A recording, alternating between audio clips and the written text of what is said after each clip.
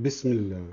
Assalamu alaikum, my dear listeners, brothers and sisters in Islam, and every kind-hearted person who actually wants a better, happier life. Last time we talked about relationships. The hardest part is this. What common purpose should you and your future spouse or even close friends share? For people of faith, especially Muslims, the answer is already set. The highest purpose is maximum trustful obedience to Allah. If you find someone who helps you live that and wants you to help back, you have a real shot at lasting happiness. Not the temporary kind, the kind that grows because you're also pleasing the one who created happiness itself, and he can increase the love between you whenever he wills. We already have clear selection criteria from the Prophet ﷺ. In a well-known narration, he said, people marry for different reasons, beauty, wealth, or belief. Then he advised, marry for belief. Other narrations give a clear order of priority. 1. Religious commitment and obedience to Allah. 2. Good character, the natural kindness, forgiveness, light-heartedness, and good nature a person already has. 3. Good manners, the part you can learn and teach. Everything else comes after that. Physical attraction matters, of course. Without some mutual pull, the relationship won't work. But those first three are non-negotiable. No Muslim should ever consider marriage without them. Today, that's harder than ever. Social media pushes beauty, status, and vibes non-stop. But remember, looks fade. After 50, very few people still turn heads the way they did at 20. Money comes and goes. One year you're set, the next you're not.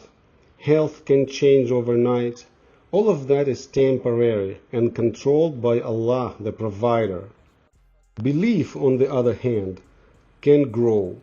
Good character lasts at every age and in both men and women. That's what still feels good decades later. For people who aren't Muslim, finding a shared life's purpose is tougher. Any goal other than sincere obedience to Allah eventually feels incomplete. You can choose whatever framework you want, your religion, the constitution, personal success, whatever. But none of those books or systems have been preserved and authenticated the way the Quran and the teachings of the Prophet ﷺ have. We simply don't know everything that was added or removed from the Bible or the Torah over the centuries. Even the King James Version that sits in so many American hotel rooms is one edition among many, shaped by a specific king in the early 1600s. The earlier changes are even harder to track with full certainty. Still, even if you're not Muslim, you need a real common purpose, something you and your partner can build a life around. I live for fun, or I live to leave my genes and last name behind. Sounds deep on the internet, but it's thin. Only Allah actually controls whether any of that happens. You don't even know if you'll obey Him in the next 5 minutes. A one-sided purpose doesn't work either. If only the man has a mission and the woman is just supposed to support it, that's not a partnership, that's hiring help. And if neither person has any clear purpose, the relationship drifts. Preferences change. Today it's one type of person, tomorrow it's another. Without a shared direction, a lot of people end up isolated, grumpy, and lonely later in life. So start with your own purpose. Make sure it's something another person can share and actually want.